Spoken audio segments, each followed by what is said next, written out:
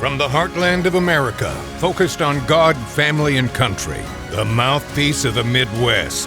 This is Dale Carter's America.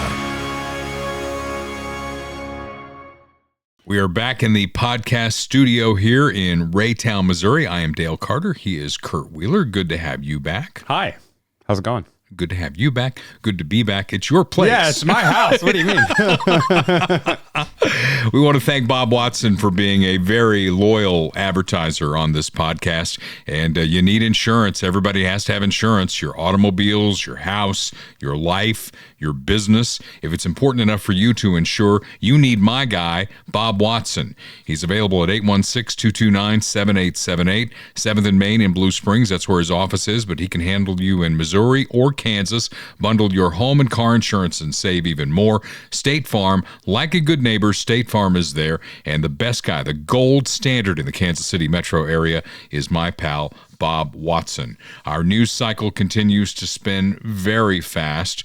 The official launch for the campaign for me, Dale Carter from Missouri, I jumped into this thing. I've been hinting at it for a long time. And now, Kurt, I am knee deep in this thing.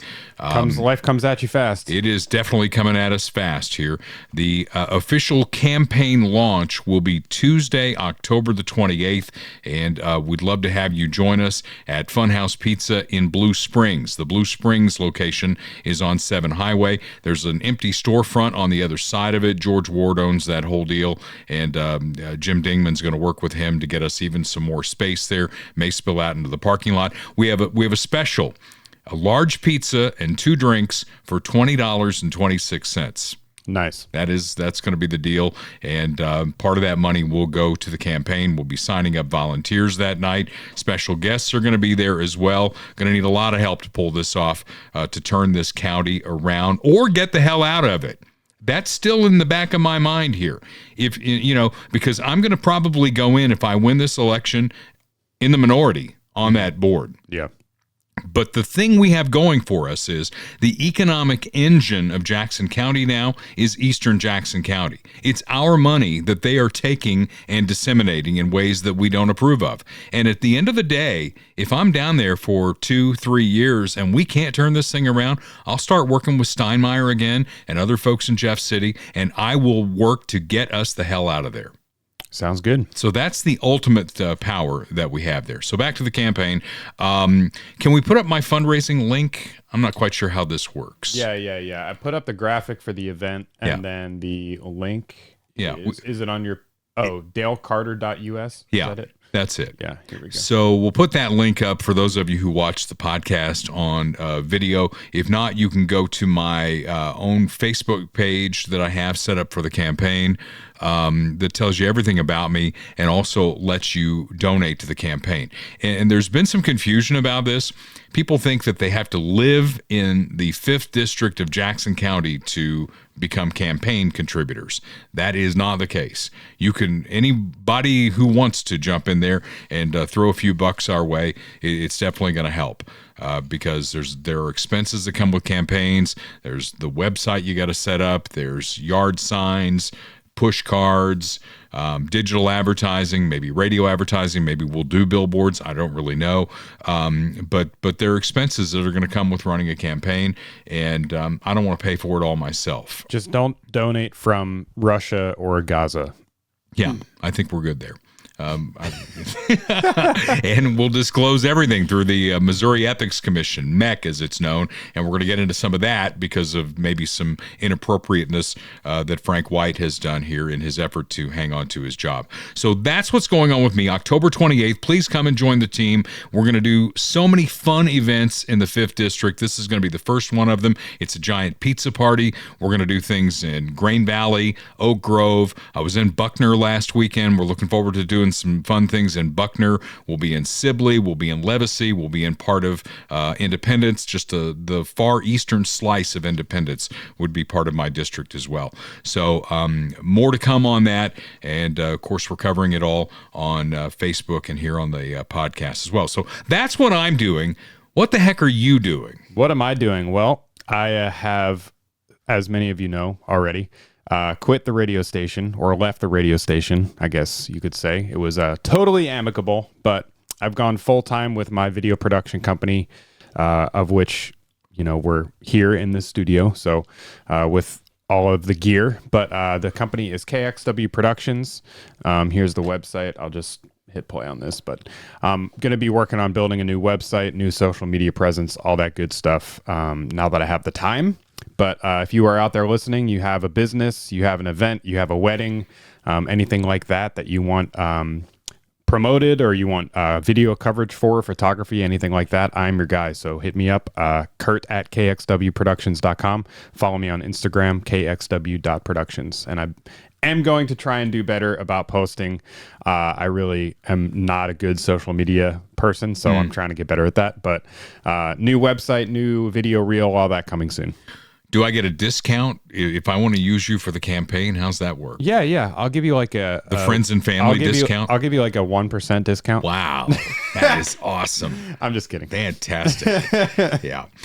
So that's good for you. Good for your family, right? Yeah. It's definitely a life change. I mean, already last week I was out of town filming in Reno all week. And then from Reno, I had a layover in Denver, got home at 8 p.m. on Thursday, drove straight to Wichita, was filming all day in Wichita on Friday, stayed in Wichita, drove to Branson on Saturday, was filming all day in Branson on Saturday, and then came back and shot a wedding on Sunday. Busy.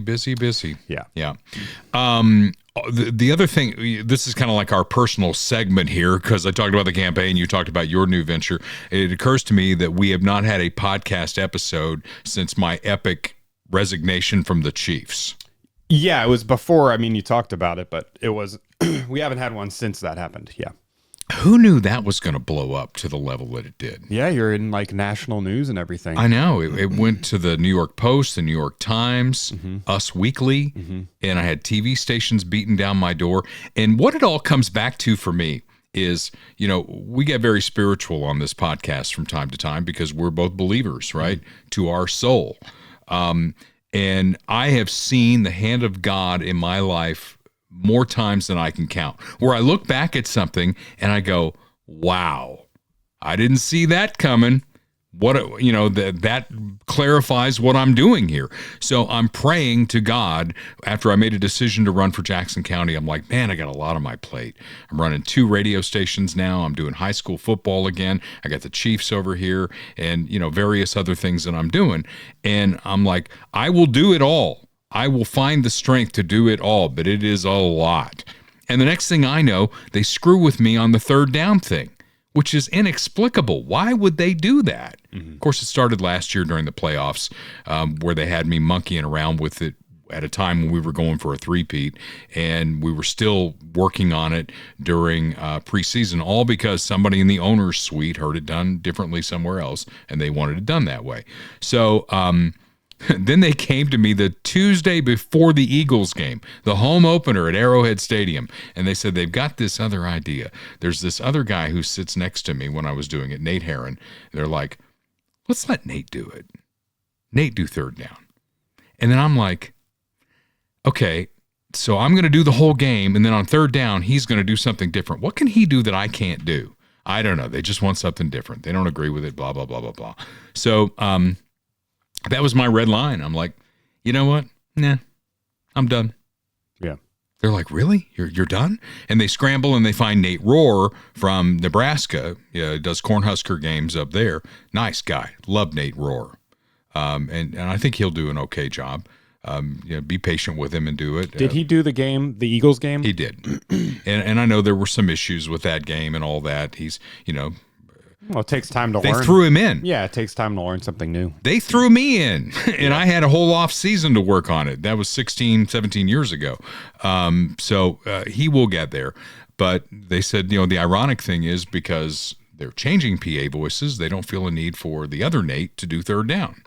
So I don't know. Yeah. Things happen for a reason, totally inexplicable. And to me, it's a sign that I'm on the right path here. Yeah. And this is something that's been removed from my plate. I could have stayed. I could have, as I say, eaten the shit sandwich and let Nate do third down. And then all of a sudden from the owner's suite might come, well, Dale's first down call might be a little old. Mm-hmm. And maybe we'll let Nate do that. Nate, do you do first and third down? Dale can do the rest of it. Yeah. And then the touchdown call. It's like, where does it end? Yeah. It's like, it's time. Yeah. I mean, I think the same thing happened with me at the day job. It was the right time. God's timing, and it was providential, in that way. And, not to go too far down the spiritual rabbit hole, but I got lunch with my priest a couple days ago, and he was talking about like pruning. It's like part of life is like pruning the tree. You know what I mean? Yes. And whether it's like friends that you don't have anymore, but it's making room for new things to come in, So. That's very well said. And I think that's exactly what happened there. So we'll see where it goes from here. And I'm probably one of my strengths. You need to know what your strengths and weaknesses are, right? To be an effective person. And one of my strengths is my ability to pivot. It's like when a door closes, I just turn left and I move on. Mm-hmm. So I boxed up all my Chiefs paraphernalia. I've not watched a football game this season. It's not that important. It's really not that important. And when I watched other games, it was like, what impact does this have on the Chiefs? How does this help us? Because I always felt like I was part of the team. Yeah. Until I wasn't. And now I don't. And so I boxed up the Super Bowl rings. I boxed up all the footballs that I have over the years. And I just put them in a box. And maybe someday I'll open that box again. Maybe I won't. But it's fine. Yeah, totally. Yeah. So that's that. And why don't you tell folks after this lengthy monologue how they can get and spread the news of Dale Carter's America? Well, if you haven't tuned out already from all our personal updates, we appreciate you watching. You can find the video podcast on Rumble or YouTube. Make sure that you are subscribed, hit that like button, drop a comment. It all helps with the algorithm. Send that link to your friends. You can find the audio-only podcast on Spotify, Apple Podcasts, wherever you get your podcasts, and then make sure to follow us on YouTube as well. And make sure to go follow Dale's campaign page. Yes. Yeah. And we'll Dale have Carter, and it's a picture of him in a purple shirt. Yes. Yeah. This is it right here.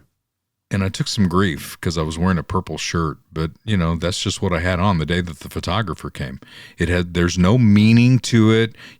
Preston Smith asked me that. He's like, "You're wearing purple. Does that mean that you're trying to straddle the line here between red and blue?" I'm like, "No, I just had a purple shirt on." Yeah. I mean, if you want to look at it this way, purple's the color of Blue Springs High School, where my kids went and my stepson goes. So it's okay to wear purple. It's not terrible.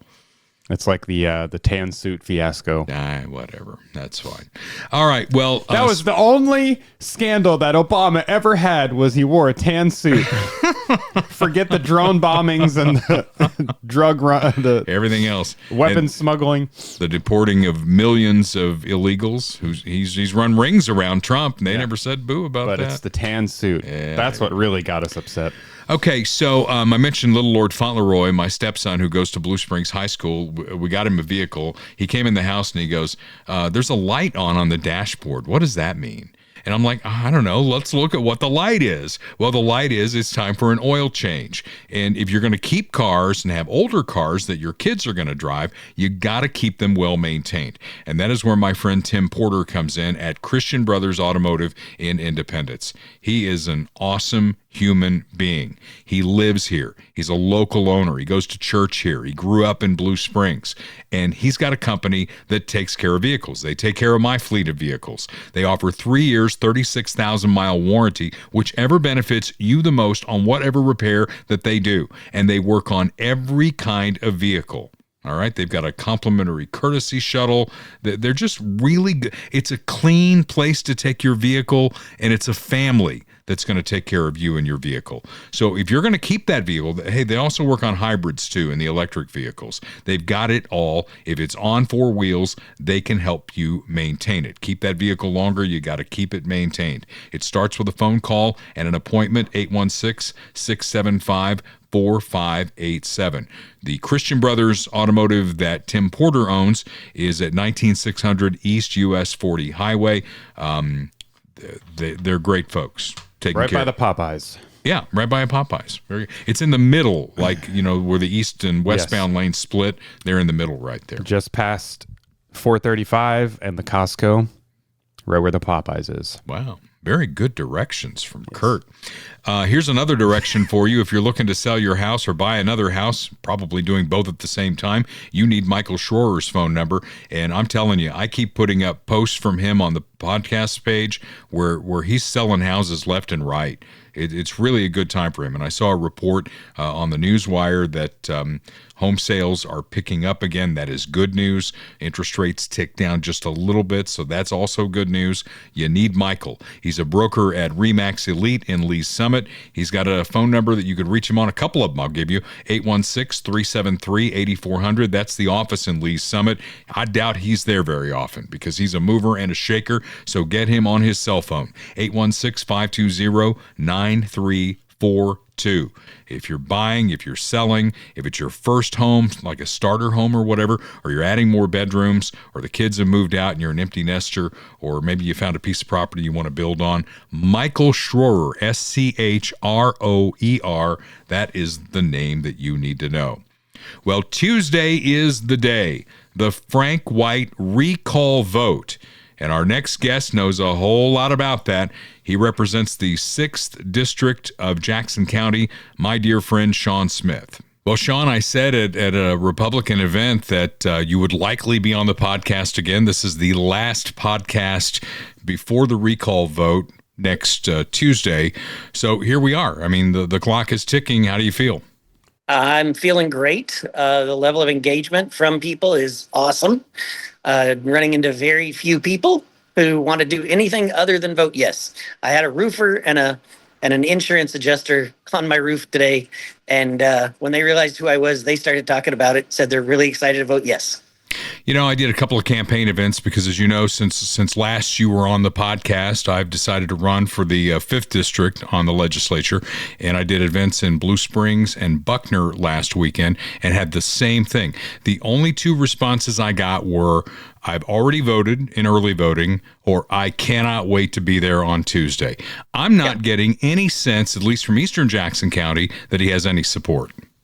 I think that's accurate, and Freedom Inc., which is a large political action committee whose primary focus is to help elect people of color and support their causes. They printed and mailed literature encouraging people to vote yes. Large Democratic organizers and funders. It's up and down the dial. I think it's pretty safe to say that everybody would like Frank to depart sooner as opposed to later. And the only thing that keeps me up at night is I've run into a few people who don't understand that to recall someone is to remove them from office. They think about recall as something where you're bringing something back, like you're recalled into the military, or the dealership recalls your car and they want that car back in the dealership. So the answer is yes, to remove Frank. And I've got some new yard signs getting printed for polling locations that say, vote yes to remove Frank White. I've said it on my podcast. It's like, vote yes to fire Frank White. I mean, that makes it a little more simple. I agree. I'm trying not to be too mean. Well, I mean, you've got one, I can't remember her name, but she published a long thing about how this is wrong, that this is all going on. So he does have support on the legislature. There's a couple of them, I think, that don't support the recall, or at least are forced into saying that for whatever reason. So we did a broadcast with Kansas City Public Television. We recorded it a week ago Monday, and it played over the weekend last weekend on multiple occasions. It was an hour long, and Megan Marshall was there, or she's now Megan Smith. She was there to advocate for not recalling Frank, and that was the plan. And then ironically, Frank, who hadn't responded to Kansas City Public Television, he says he's a communicator, but he didn't even respond to them after 8 attempts. He showed up 20 minutes before the event and expected to have a chair, and he sat there and took a lot of questions from the audience, none of whom were supportive of him. So Manny Abarca texted me after the meeting last week about this MEC report on Frank, the Missouri Ethics Commission, which basically anybody who runs has to report all the money they get and all the money that they spend. What's the story behind that?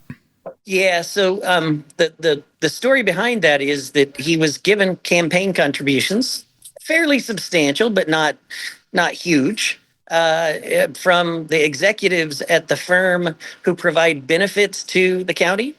I don't know that there's anything wrong with that in and of itself, but this year he did an emergency order. So if he wants to sign a contract, he has to ask it's for over $5,000. He has to ask the legislature permission. And this year he declared an emergency, so he didn't have to ask our permission. And when he declares an emergency, he also has to notify us by our next meeting, and they failed to do that. So he essentially broke multiple laws to support somebody who was giving him campaign contributions. What a mess. The whole thing is a mess. And I noted this driving from Westport to Blue Springs, coming out of the Benton Curve. I don't know if you've seen it, but there is a billboard. It's off to the left, and it faces into a neighborhood, and it's basically vote no to keep Frank White, and it's got his picture on it to keep the progress going in Jackson County. I'm not sure what progress he's talking about. Yeah, that's exactly right. So he can point to a couple of things.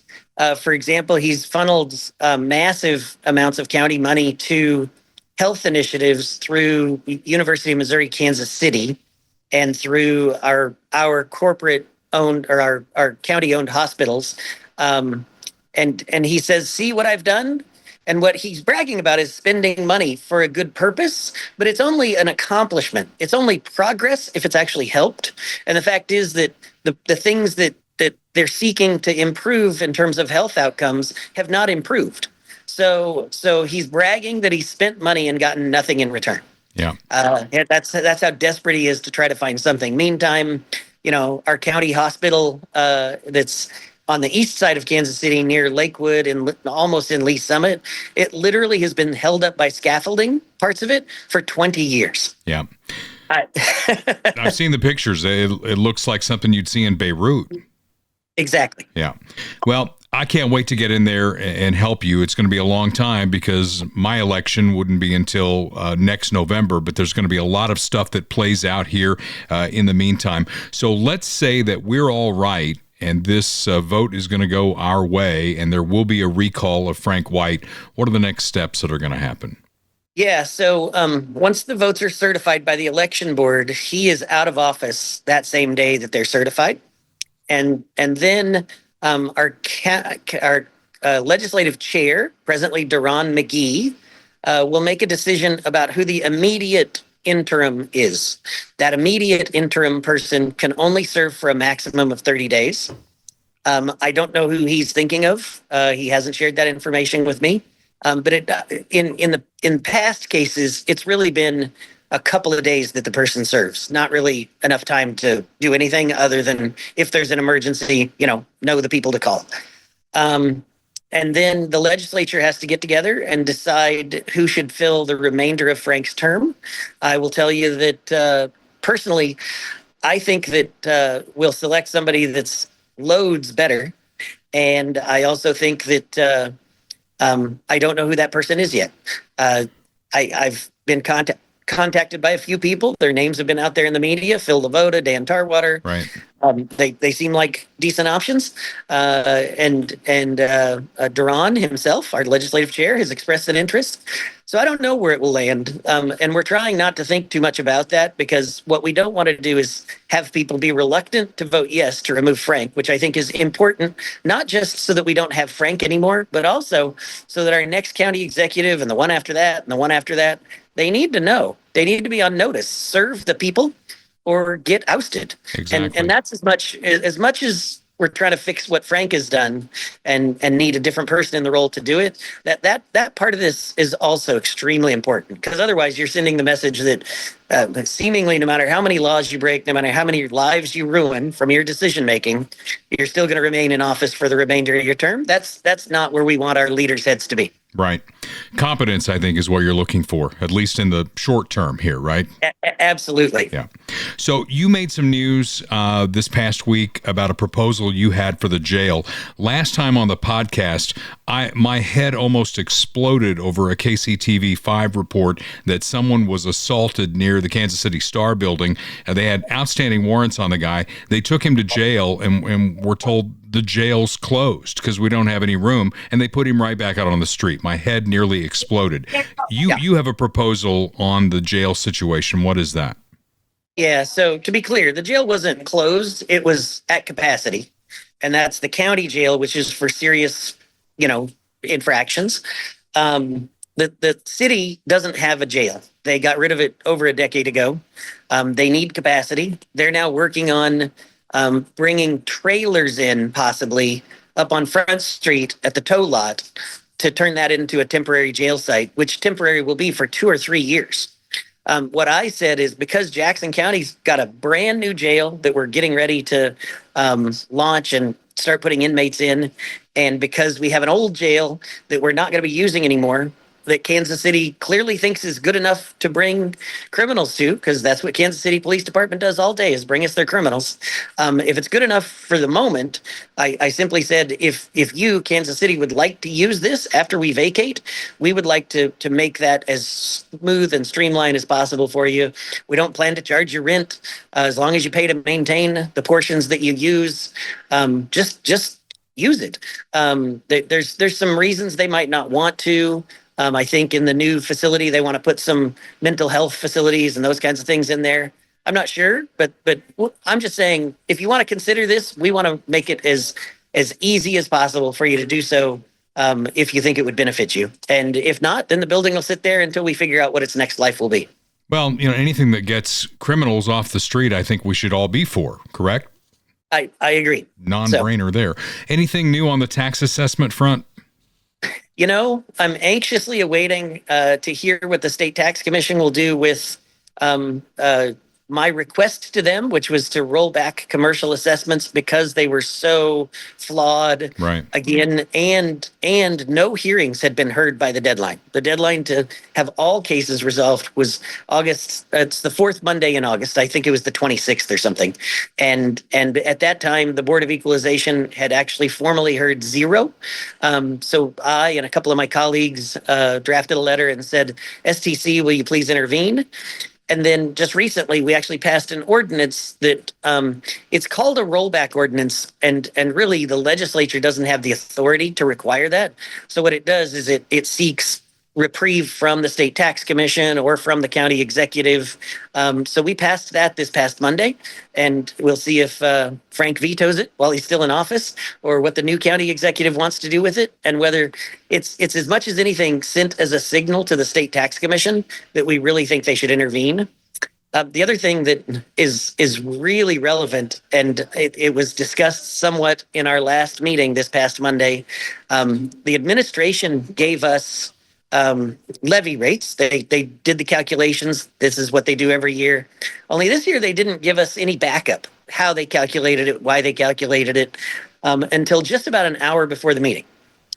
So I furiously plugged it into a spreadsheet so I could do some analysis on it. And what I realized was that they were trying to increase our general fund revenues that come from property taxes by almost 20%. And my head just about exploded. Mine's right there with you. Yeah. So we did not pass the property tax levy. We must pass a property tax levy by September 30th, or the levy will be 0, which would be pretty problematic, to be honest with you. But I expect that when I get a free moment, I will play with the numbers a little bit and come up with a number that's more moderate. I have to cover inflation, to cover worker salaries and some other things, but 20% is just ridiculous. And I don't understand how it could even be constitutional with the Hancock Amendment, but I'm working my way through it. Well, the other issue that comes from this, when you talk about a rollback, and I've already had groups reach out to me about this. What about fire protection districts, school districts, the library, where they may have already spent some of these funds, and then there's going to be a rollback? Yep. So my plan to deal with that after 2023 was to allow, they have what they call a recoupment levy, the opportunity to, because understand our 23 assessments, our 25 assessments, the fundamental flaw was not the amount of property tax revenue that they generated. The fundamental flaw was who was paying that. And a lot of taxpayers were unlawfully overcharged. And there's absolutely a process by which we can smooth that out, make it right for the taxpayers without it being catastrophic for the school districts. Will it be a little challenging? Yes. Will taxpayers have to wait to get the full scope of the relief that I've proposed? Yep, for a couple of years. It'll work itself out over a couple of years, but I absolutely think it's 100% doable once we have a county executive in place who's rather spend time working with the legislature to correct the problem rather than tying things up in court so that we can't correct the problem. All comes back to Tuesday. Vote yes, and I'll use your kinder language to remove Frank White from office. Sean Smith, I appreciate you serving the 6th district, which is basically Lee Summit. Is there another part of your district as well? You know, it has a bit of Raytown. It goes all the way out to Lone Jack. So okay. Lone Jack's kind of the far southeast corner of the county, and I've got that. And but yeah, I'd say 85% of the people who are eligible to vote for me probably live in Lee Summit. All right. He's doing a fantastic job. Tuesday's going to be a big day. Get out there and vote. Sean, thank you so much for spending the time. Thanks, Dale. So what's going to be interesting to me, Kurt, is the margin that this thing is going to go by. I think it is a foregone conclusion that he is going to be recalled, unless people are just really dumb about, how to vote. Because to me, it's simple. I know Sean wants to be nice about it, but vote yes to fire Frank White. People get fired all the time. Right. You want to fire the guy. You're fired. Vote yes. You want to keep Frank because you just love how everything's going in Jackson County. It's smooth as silk. Well, then you vote no. Don't vote no. Vote yes. That's going to be my suggestion to you. Mr. Tough Guy. Yeah, just like my suggestion, if you need a new roof, is to go with Roofed by Royal Roofing and Solar. Austin Watterson did the roof on my house, and he does a lot of roofs in Jackson County. He'll love to do the roof on your house as well. And it's good to know the health of that roof. If you don't know what the roof looks like before a storm, how in the world can you prove to an insurance company that the damage is from a recent storm? Insurance companies have tightened their guidelines. Austin works with every reputable insurance company out there to get you what you deserve. But think about it this way. Maybe getting a brand new roof gets you a lower insurance rate. It's a win-win thing for everybody involved, including you and the value of your home. Royal Roofing and Solar will come out and provide you with a free roof health report. Get Austin and his team on your roof. If you need a new roof, you're going to get the best one you've ever had. roofbyroyal.com. That's the website. 816-540-7057. And tell Austin and his team that you are a fan of Dale Carter's America. We mentioned October 28th. That's going to be the kickoff of my campaign at Funhouse Pizza on 7 Highway in Blue Springs. We're going to have a pizza special there. Jim Dingman is fantastic to work with on things like this. His bigger location, though, is in Lee Summit, and we'll probably end up going back there to do something down the road as well. 50 Highway in Lee Summit, 7 Highway in Blue Springs. Best pizza in the Kansas City area. Toppings piled incredibly high. The drinks are ice cold, and of course the atmosphere is fun, thus the name Fun House Pizza. 50 Highway Lee Summit, 7 Highway Blue Springs, funhousepizza.com. You can order online and just stop by and pick up your pizza, and you're going to have a fantastic night. Okay, so the left, it seems, has taken up arms.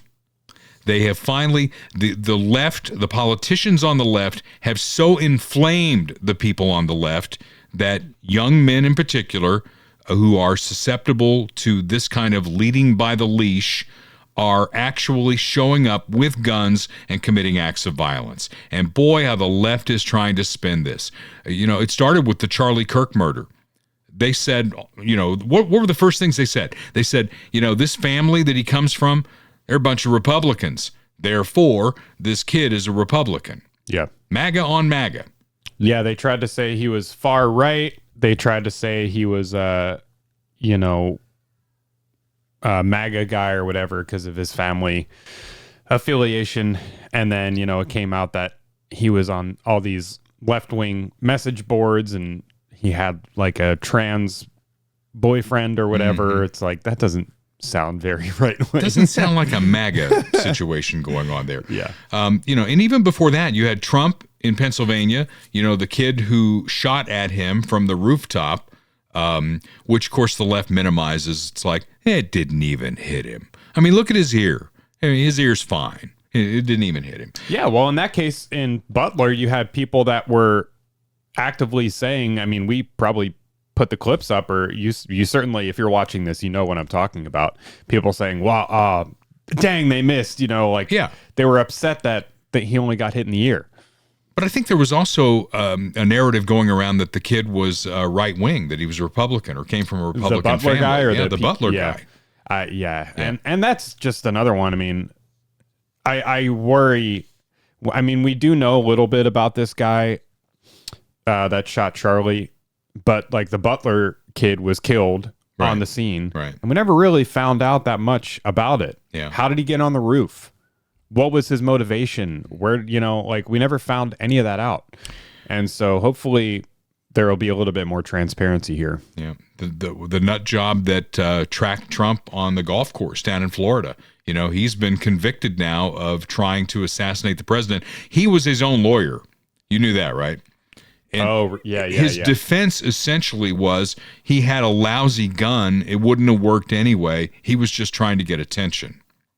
That was his defense. He had an arms expert on the stand who said that basically the gun would have jammed after one or two firings, so it doesn't qualify as semi-automatic, and it was a lousy gun anyway, probably wouldn't have been able to do anything with it. So there you go.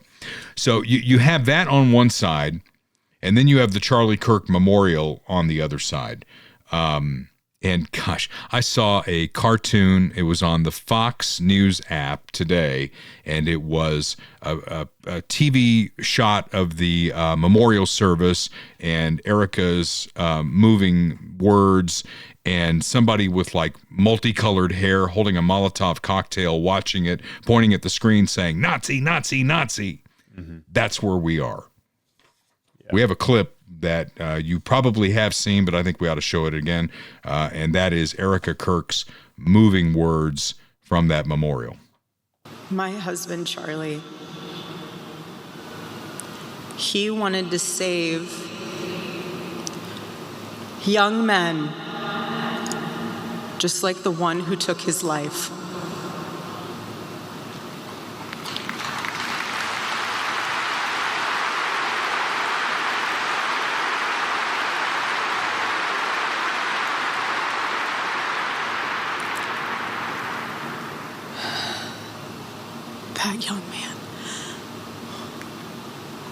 That young man, on the cross, our Savior said,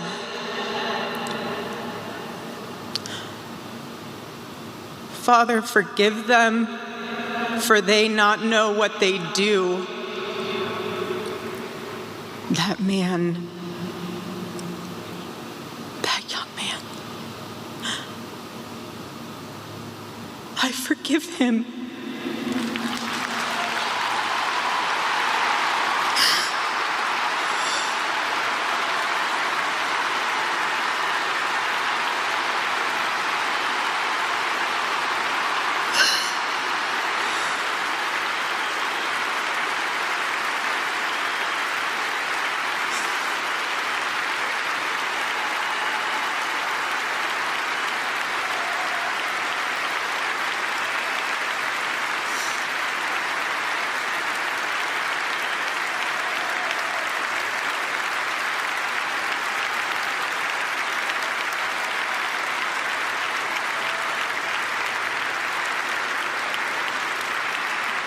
I forgive him because it was what Christ did and is what Charlie would do. The answer to hate is not hate. The answer we know from the gospel is love, and always love. Love for our enemies and love for those who persecute us. It's hard to do. Yeah, I mean, she's right. She's right. The message is certainly spot on. And that's something that I worry about too with all of this is the reaction coming the other way, is that now the right wing is going to get angry and resentful and forget about their faith, whatever faith they have. Well, here's the other side of that is, remind me how many cities were burned to the ground after Charlie Kirk was killed.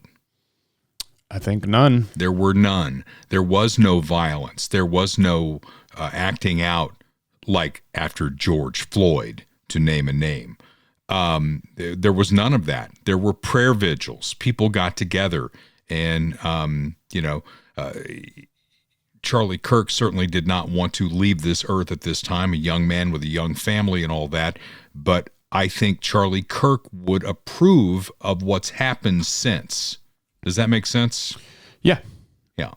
So how we'll handle, I'm certainly not Charlie Kirk. I don't pretend to be Charlie Kirk. But one of the hallmarks of this podcast that we've had has been bringing on people who I don't necessarily see eye to eye with. Mm-hmm. People from the other side. Manny Abarca, Phil Lavoda. There have been others, and I've offered and it. Plenty of others that we've invited that don't want to come on. Who don't want to come on because they would rather be hateful souls who will fight with you on Facebook. Mm-hmm. What if you try and answer them, and I've tried to answer them, your answer is never good enough, and there will be 15 more that come. Right? Mm-hmm. And I'm not going to name names there. You people know who you are. But you have all been invited to come on this podcast, and you have all to a person ghosted me on that. Phil Lavoda came on, Manny Abarca came on, and there have been others, and there will be others. And we will designate that as the Charlie Kirk seat moving forward. Because what he did is what needs to happen. Right? Where Democrats, by and large, on the far left, they don't want to engage with people they don't agree with. Charlie wanted to engage with people who disagreed with him. He said, if you disagree with me, please come to the front row, grab a microphone, and let's have that conversation. He didn't belittle them. They just talked frankly about, what their differences were. And I think if we did more of that in this country, we're not going to agree. We don't have to agree. The history of this country shows that we don't agree. There is a left and a right. There are people like us who believe that, government should be limited, that we shouldn't be getting into things that aren't the government's business, that aren't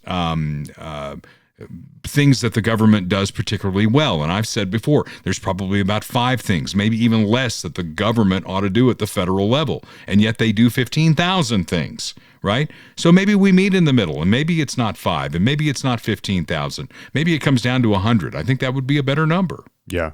And even the left-right thing, I mean, it is true to a large extent, but it's not permanent and it's not concrete. There's plenty of things that have changed over the past 50 years in terms of what is viewed as left and what is viewed as right. Yeah. You look at the anti-war stuff, that was like a huge left-wing cause back during Vietnam and all that. And now it's probably both to a certain extent, but it's become more of like a right-wing calling of like not sending money to Israel, not getting involved in Ukraine, like all this stuff, or big pharma, that was a big calling card of the left back in the 2000s was going against big pharma. And then as soon as the vaccine came out, then it switched.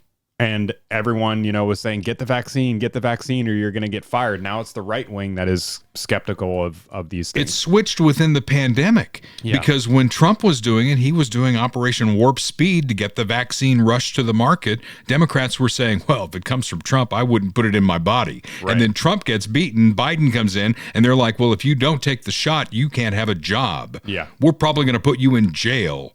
Yeah, it's a perfect example of how these things matter, and they do have real implications, especially with something like abortion or something that is obviously life and death.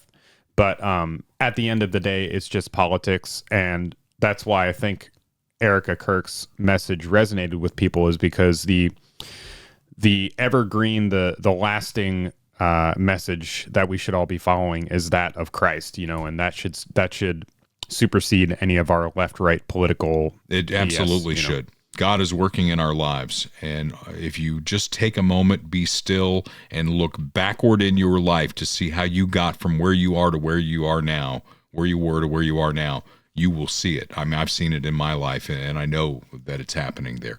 So I want to spend some time with the whole Jimmy Kimmel thing, because he's back on television. He got his biggest audience he ever had on the first night back, and that was with Sinclair and Nexstar not showing the show. He got his biggest audience ever. So he should send a thank you note to Donald Trump, because there's no such thing as bad publicity. Yeah. People want to tune in and see what it's all about. Now, he will become Jimmy Kimmel again, and he will be not very funny, and he will use his platform to ravage Donald Trump, because there's a segment of the left that just loves that, cheerleads for that. So he'll get back to that, and his ratings will again continue to slip. But right now he's getting what we call a nice kiss. And Jimmy Kimmel, who cried about the First Amendment and how he was taken off the air, we have a clip for how he reacted when Fox fired Tucker Carlson. Fox News has severed bow ties with Tucker Carlson. After all these years, they are parting ways, which means he was fired. I mean, that's really what parting ways means. Tucker couldn't be reached for comment. He's already on a plane to Moscow to meet with his manager. But what a shock. I mean, what an absolutely delightful shock this is.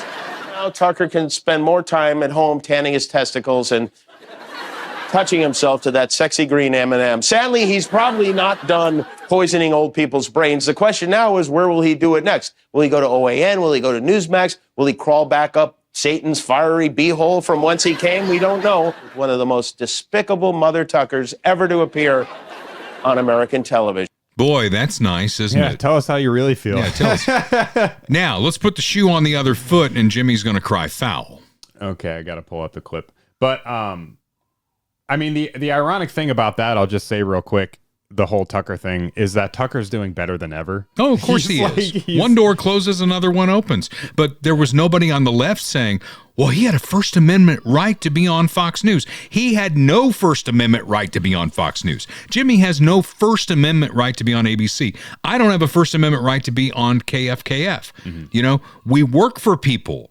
And if we, you know, we have contracts with these people, and there are clauses in those contracts, right? Yeah. And I mean, I think the accusation that's being levied, though, is that the FCC chairman reached out to ABC or whatever station he's on and told them to fire him. Well, and that's a bad look. He shouldn't have done that. I mean, I don't believe in the cancel culture thing. No matter who is canceled, you know, get out there and do what you do. But you know, if he were fired from ABC, that's an ABC decision. And as far as the FCC goes, the FCC has no governance of ABC. ABC is just a distribution point for the show. Where they have governance is over the individual license holders, right? The individual television stations, right? And so to say that Donald Trump not liking the guy or the FCC chairman saying something like that, I mean, it's a bad look, but it could also be just like a leverage thing. You know, you don't have to necessarily, I mean, the president himself doesn't have power to write laws, you know, right. But he has the bully pulpit. He does. And so maybe there's a similar thing there where it's like, well, you better do something about this or we're going to make things very uncomfortable for you or whatever, you know, and they shouldn't be doing that. Democrats never do that. Do they? Well, I mean, that doesn't mean that we should be doing it. But like, and the other thing is, I don't know if we're going to play the clip or not of the original joke that he made. He basically said that the shooter was like a MAGA guy. And that was what got everyone upset. It's like, okay, I mean, it's stupid and he was wrong. How many other people said that and are wrong all the time? I mean, is that worth like firing someone over? I don't know. Oh no. You know, when they were talking about canceling The View and all that, I'm on the other side of that because we use it for show prep. Yeah. Right? Yeah. Don't, absolutely. I mean, let them say the stupid, idiotic, moronic things that they say because that gives us stuff to talk about. Yeah. So let's play the other Jimmy clip. The President of the United States made it very clear he wants to see me and the hundreds of people who work here fired from our jobs. Our leader celebrates Americans losing their livelihoods because he can't take a joke. Can I just pause that for a second? Yeah. He said me and the hundreds of people that work on this show. He has hundreds of people working on that show. Yeah. He makes like $100 million a year. How Yeah. much money can they possibly I mean, they must be bleeding money. It's crazy. I'm sure they are. We have the two of us. Literally, that's it. I mean, we're not even a fraction of what this guy's doing, obviously. But hundreds of people? Good Lord. He was somehow able to squeeze Colbert out of CBS. Then he turned his sights on me, and now he's openly rooting for NBC to fire Jimmy Fallon and Seth Meyers and the hundreds of Americans who work for their shows who don't make millions of dollars. And I hope that if that Only happens, I make millions of dollars. or if there's even any hint of that happening, you will be 10 times as loud as you were this week. We have to speak out against this. But I love delicious irony. You know I do. Let's remember who started the whole cancel culture. It started with Barack Obama, okay? But here's Jimmy having a grand old time when Trump and other Republicans were canceled. This is the Parler thing? Yeah. It's loading. Spinning wheel of death. Da, da, da, da. But See, yeah, if we had hundreds of people working on this podcast, it probably would have fired up right away. Yeah. Yeah, exactly. We need a real producer, not a crappy. Well, you fake can do one. it, in post. Sometimes I just put like one little line in between the clips. Maybe I should go slower. No, it's okay. But yeah, I mean, the vaccine thing was another example too, where like these were the people that were advocating and arguing for everyone getting fired for not getting the vaccine. Right. So the same people who said when Trump was president, I wouldn't put that in my body. yeah, Kamala Harris said that. they all said it. Here's the clip. Trump has been suspended from Twitter, Instagram, Facebook, and even Snapchat. But Yay! don't worry, Mr. President, there are still plenty of apps you do have access to. You still have Spotify to drown out the sound of millions of people cheering as you leave. You still have Pet Finder since you're on the outs with Mike Pence. You have Cameo, which will soon be your primary source of income. You can still play Among Us, a game where everyone accuses each other of being against them. You'd love it. You could play Pokemon Go. You and Donnie Jr. can hunt Pikachus together. And when no one else wants you, don't forget, there's always your old friend, the Domino's Pizza Tracker.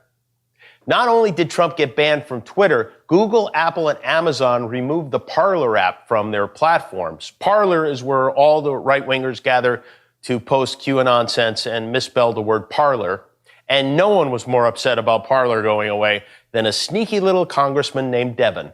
But it's more than just the financial aspect of that. Republicans have no way to communicate. I have 3 million followers on Parler. Tonight, I will no longer be able to communicate with those people. I mean, other than being on Fox News right now. Why does Devin Nunes always look like somebody knocked his ice cream out of his hand? Trumpers are complaining bitterly that they're being silenced. In fact, they won't shut up about being silenced. On their 3 propaganda TV networks, on 1,000 conservative radio shows, all over the internet, they are screaming about being silenced. They won't be silent about being silenced. Do you see delicious irony here? Oh yeah. And this whole thing too is even more delicious because I'm assuming this was filmed during COVID because he's just like in his house by himself. And it hits so much differently when there's not the live audience doing the canned laughter behind him. The signs that go laugh, laugh, applause. It's just him being cringe and unfunny in a room by himself with silence and no audience. It's like, oof. Yeah. So if ABC ultimately decides to part company with Jimmy Kimmel, because he's not funny. He's not funny. All he is a mouthpiece for the toxic left. This is not a First Amendment issue. Okay. And some of my friends in Nashville who are very liberal were posting, they were boldly posting the script of the First Amendment of the United States Constitution. Wow. It's good to see them actually looking at something that's constitutional, right? So this is not a First Amendment issue. As Jimmy just pointed out, he would have all those options too. He could go on YouTube. He could go on a campus tour. He could do all these things that don't involve broadcast television, and it would not be a First Amendment issue. Now, if ICE picked him up and threw him into a dark hole, that becomes a First Amendment issue. It's not about Trump whining about thinking, Dale. Wishful thinking. But think about this. How many people does Trump call out? He calls out everybody, right? If I made fun of him on my show, which I do, in fact, I did this morning, as a matter of fact, he might call me out and say I'm a terrible person, blah, blah, blah, blah, blah. That'd be great for the podcast. It wouldn't cost me a minute's, sleeplessness here, okay? He can do all of the things that he mentioned Trump and Republicans can do, and I wish him luck. But he has no more right to a show on ABC than I do on KFKF. Now, we talked about the left being moved to violence. Just yesterday, as we record this podcast on Thursday, just yesterday, another violent leftist shot at an ICE facility in Dallas, trying to take out ICE agents. He took out people that the ICE agents had apprehended. He didn't take out the ICE agents. And then he killed himself. His ammo was engraved with anti-ICE messaging. The fact that this is just a news story. Yeah. The fact that there could be accomplices or more than one actor here. So absolutely, they've got to clear the area. Gil, I want to pass on some more information. We just got confirmed. The three people that were shot were apparently in ICE custody. We were told a white male was shooting at detainees from a rooftop, that the suspect shot himself when approached by law enforcement. There you have it. Yeah. So where will this end? The left is fomenting this. Members of Congress are fomenting this. They are making ICE out to be like the Taliban or, Nazi stormtroopers. They are conducting legal operations in the United States of America. Now, the Democrats are screaming about democracy. 77 million people voted for Donald Trump. He won the popular vote. This is one of the things we wanted him to do. Joe Biden opened the door and let all these illegals come into the country. We elected in a democratic election Donald Trump so that he could clean out this country of illegals. And that is exactly what he is doing. He is executing the law that is passed by Congress. If you don't like that law, Democrats, pass another one. Pass another one that says, hey, if you can get in the country, we'll look the other way. Try and get that passed in Congress. That is not the law. The law is actually being executed, and not even at the level that Barack Obama executed it.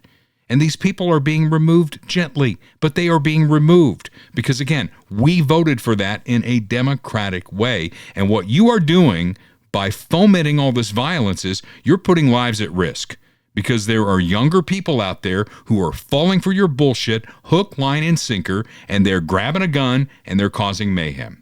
It's not coming from the right. This is coming from the left. Yeah. Overwhelmingly. Yeah. So the left narrative is this is angry white Republicans who are wreaking havoc. That's not true. You're seeing confused trans people committing murder. That was the case in the Catholic school in Minnesota, right? We saw that happen. And the Nashville shooting. Yeah. Absolutely. You got Antifa thugs. And now they're saying, because Donald Trump has designated that as a terrorist organization, people on the left are defending Antifa. Mm-hmm. That's how crazy this is. And whatever worldview Charlie's murderer came from, I don't know that we're ever going to know that. Meanwhile, something that doesn't get the headlines that it deserves is black-on-black crime. Continues to be a problem in Kansas City. And the Democrats that are here aren't doing anything about it because it doesn't fit their narrative. That's what's going on here. I mean, I had Sean Smith on earlier here in the podcast, and he quibbled with the language I had a little bit that the jail was closed. The jail wasn't closed, apparently. They were just at capacity. Now, to me, that means the jail is closed. If you can't find a place to lock up criminals, the jail is closed. And I know Sean's working on that, and they need to do something about that because that's a big part of the public safety issue going on in Kansas City and other blue cities across this country. Now, this is my point in the podcast to remind you, the viewer and the listener of this podcast, that you ultimately are responsible for your family's safety. The police are there, and they do a fantastic job, and they're available when you call 911. But things happen fast. And, the left has spun these people up to the point where I don't know that we're safe at this point. Yeah. And it's not, the political violence is picking up for sure, but that's still not the majority. The majority of it is just drugs. Just crime of passion or random acts of violence or gang initiation. All those things are still much more common. So take my advice, take Kurt's advice here, and get with our friends at Clay Como Shooters. They're at 816-452-4867. They're right there between I-35 and I-435 on 69 Highway, right there in beautiful Clay Como.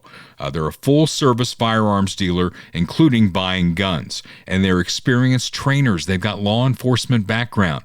Let Herb show you how to defend your house, because it may well come to that. You may think that's hyperbole, but my God, if you're an ICE agent executing your job under federal law and you've got some idiot kid who's got a rifle across the street shooting at you and missing you, by the way, and shooting people that he allegedly, I guess, was there to defend or protect. I'm not quite sure what's going on there. You need to be trained. They've got an indoor shooting range, affordable pricing. They're not a big box store. It's a neighborhood business looking out for the community. Protect yourself and your family. Find the right firearm and get trained on it. Your family is counting on you. Trust me on that. Here's a date that's coming up that's going to be very important if you're 65 or older, and that is October 15th.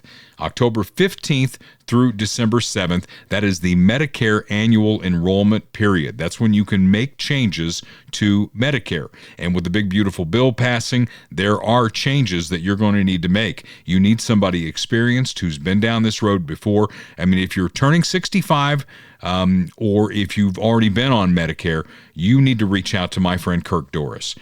Kirk is available at 816-701-6661 on the web at MedicareSimplifiedKC.com. Because once we get past December 7th, you're locked into what you already have. And that may not be the best option for you. In fact, with the changes in the big, beautiful bill, it's probably not the best option for you. Call Kirk before you make a mistake here. 816-701-6661. He'll either come to you or you can come to him. Either way it works out. Just make sure you get a meeting set up with him. Okay? So Kamala's book is out. Kamala or Kamala? People think I mispronounce her name on purpose, and I really don't. I mean, I've heard it both ways. What is it? Is it Kamala? It's Kamala, right? I think that's right. Yeah. Yeah. So I have no intention of reading this book. Do you? I mean, I already have a copy. I don't know what you're talking about. You have an autographed copy? Autographed. Dog. First edition. You're a dog. All right. Well, clips released so far show that her loss in this 107-day run to the White House, everybody's fault but hers. I want to say, I can't say this for sure. Maybe I'm pulling this out of my ass. I feel like I predicted this after the election. I think I said it on this show. If somebody wants to pull a clip of that, there would be a book. There's always a book. There's always a book. Right. Hillary wrote a book. They all write a book. They all write a book. Why did I lose the book? I feel like after all the publicity I got over the Chiefs thing, I could write a book about that. Probably. Yeah. Why did I quit? What was my red line? I think that's why I got all the publicity, because I put the word, they crossed my red line, and I didn't explain it until the second post. Yeah. So there you go. And of course, from a party that screams democracy, right? That Republicans are the biggest threat to democracy. You had an old man holding on because his wife really loved being first lady until they had no choice. There was no time to do any kind of a primary. So they took the DEI vice president who, and you can get on me about that all you want, but the only reason that woman was picked to be vice president is because she was a black woman. He said it himself over and over again. That's the deal he made to get the nomination. So that's why she's a DEI pick. And there was not one vote for her in 2024 until the general election. So they anointed her as the nominee. The party that screams democracy anointed her. And then, of course, she's complaining in the book about how, Biden made it all about him. It was his ego. He was holding on when he probably shouldn't have. And that's what put her in this position. And then, of course, there was The View. And The View, they sank her campaign because, Sonny Hostin had the temerity to ask the question, what would you do different? She's like, nothing I can think of. So, I mean, of course, it's like The two most predictable things. She's going to write a book, and she's going to go on The View to promote it. I mean... Yeah. Well, back to the scene. What are the betting odds on that? Back to the scene of the crime, if you will. I mean, and really, she's not very smart. I know that because I've seen her speak I don't know how many times. So I think at that point, I may have the number wrong, but the right track, wrong track poll that everybody tracks going into a presidential election, I think it was 74% wrong track. So if we're 74% on the wrong track and you're going to run for president, right? Shouldn't you have an answer better than, I can't think of anything I'd change? You're going to run for president on the same exact platform. Yeah. It's almost like, and you're too young to remember this, but when Ted Kennedy opposed Jimmy Carter in 1976, what sunk his campaign was he went on 60 Minutes. Sunk? Is that a know, pun? That's probably a pun. Bad pun at that. No, you got to pass on that because he was a Democrat. Somebody died, but he got a pass because he was a Democrat. He didn't get a pass on this, though. He goes on 60 Minutes, and I can't remember who the reporter was. Asked him, why do you want to be president? And he went, era. And he had no answer for why he wanted to be president. And that sunk him when he ran against Jimmy Carter. So I think that was 1980, not 1976. So let's go back to this. She goes back to the scene of the crime, back to The View, and was just spilling her guts. Biden, were there glaring warning signs that when there's only two options to vote on that you missed going into Election Day? I write about it, as you all know, in the book, and I know that's probably the first chapter you read is my chapter on The View. But it really, the book is about a reflection. And that day in that interview, for me, really was symbolic of the issue. It did not create the issue, but it was symbolic of the issue, which is that I'm a loyal person. And I didn't fully appreciate how much people wanted to Pause know the there tape was a right there for a difference. second. Is it me or does she sound drunk? She always sounds drunk. I am a loyal person. She always sounds drunk. Between me and President Biden. I thought it was obvious. And I didn't want to offer a difference in a way that would be received or suggested to be a criticism.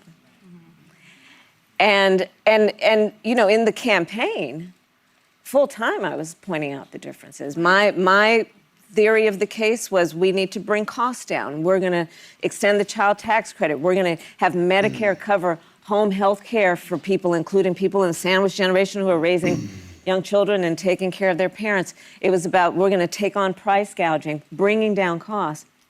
And I thought I was making the point. And I realize now that I didn't fully appreciate that how much of an issue it was.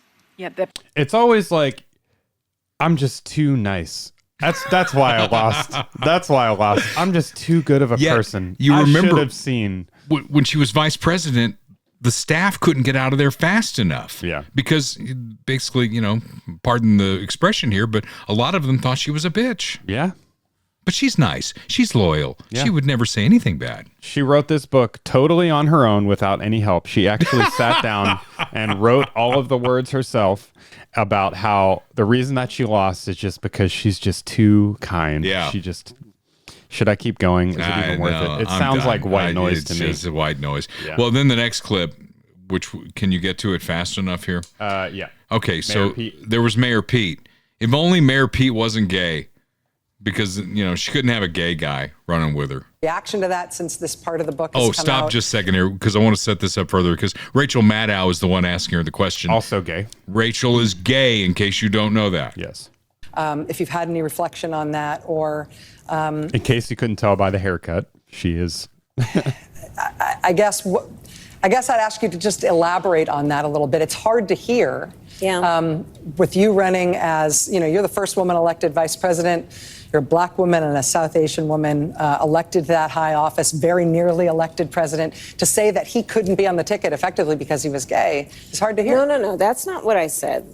That he couldn't be on the ticket because he is gay. My point as I write in the book, is that I was clear that in 107 days, in one of the most hotly contested elections for President of the United States, against someone like Donald Trump, who knows no floor, to be a black woman running for President of the United States and as a vice presidential running mate, a gay man, with the stakes being so high, it made me very sad, but I also realized it would be a real risk. No matter how, I've been an advocate and an ally of the LGBT community my entire life. So it wasn't about So it wasn't about any prejudice on my part, but That we had such a short period of time. And the stakes. Imagine a Republican going on Rachel Maddow's show and saying it would have been a real risk to run a gay guy as my vice president. Well, that's exactly what she says. Imagine Rachel Maddow's reaction to that. Yeah. We're so high. I think Pete is a phenomenal public servant. He's a great guy. He's a great guy. He's just gay. We just can't. Hey, listen, we just can't have a gay vice president. I'm sorry. He's a great guy. Let me speculate this: that had they had a fair and open primary on the Democrat side, Pete Buttigieg probably would have beaten her for the nomination. Remember when she ran for president? She got out before Iowa, right? Because she had less than 1% of the vote. Yeah. She got out before there was any contest. She lost in her own state. She would, exactly. She would not have beaten Pete Buttigieg. Now, I don't like his policies. Has nothing to do with him being gay. I just don't agree with him on a policy level. So I wouldn't have voted for him. Does that make me a homophobe? I don't think so. Which party is racist? Which party is homophobic? They insist on putting people in these groups, right? They always talk about groups. Shapiro. Well, I can't have a Jew. My husband's a Jew. What's that going to look like? They look at people in groups instead of what they actually do. I'm kind of glad she didn't pick Shapiro. Shapiro would have been a much better pick than Walz. And, if you want to look at somebody who looks flamboyantly gay, I would put Tim Walz in that category. Wouldn't you? Yeah. And he's a heterosexual. I mean, so... Allegedly. So these are the things. And did you know that Trump is a communist in addition to being Hitler? Those things don't make any sense, historically speaking, that you could be Hitler and a Nazi and also a communist, but Kamala Harris found out a way to, put those things together.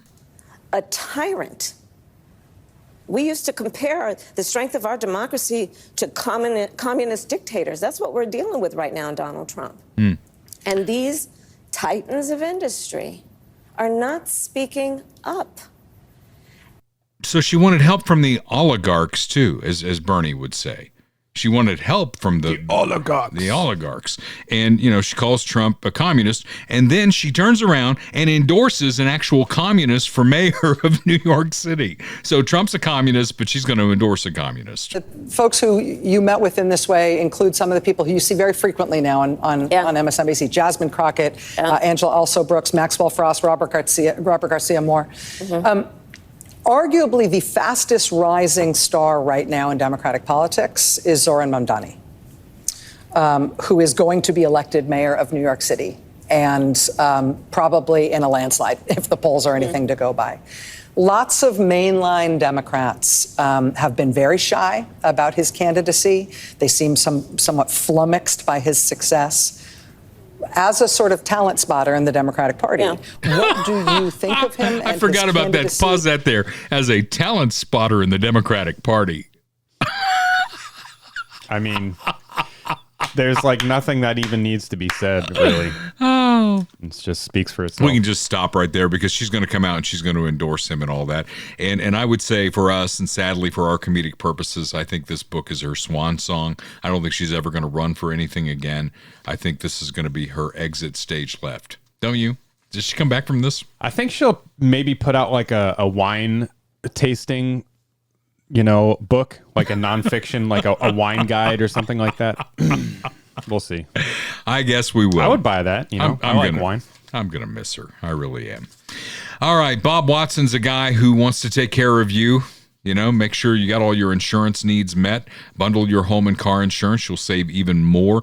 And I know a lot about that right now as we put a 17-year-old and his car insurance on the payroll there at Casa del Carter. Bob Watson giving me every possible discount I can get. It's not just because of who I am. He'll do the exact same thing for you. 7th and Main in Blue Springs. Get a checkup. Get a rate check. 816-229-7878. He's got an entire staff there waiting to help you address your insurance needs. Auto, home, life, commercial insurance, licensed in both Missouri and Kansas. Like a good neighbor, Bob Watson has been helping folks with their insurance needs through State Farm for 51 years. He's my guy. Let's make him your guy. So we leave you with this. Trump visited the United Nations. First thing that went wrong, the escalator didn't work. So they had to walk up the steps. I understand that what happened with the escalator was a White House photographer ahead of him tripped some sort of switch and turned off the escalator. And then he gets to, you know, that green wall that they have at the UN where speeches are made, and his teleprompter didn't work.